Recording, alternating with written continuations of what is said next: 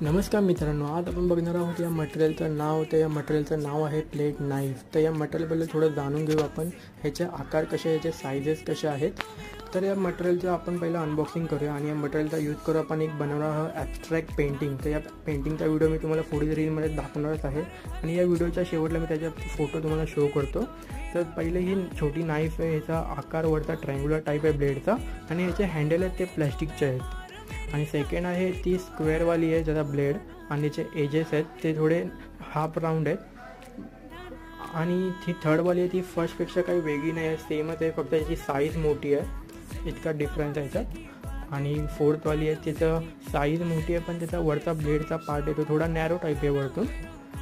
आणि लास्टवाले हे ते त्याचा ब्लेड साईज मोठी आहे, बाकी सेम आहे, बाकी काही डिफरन्स नाही.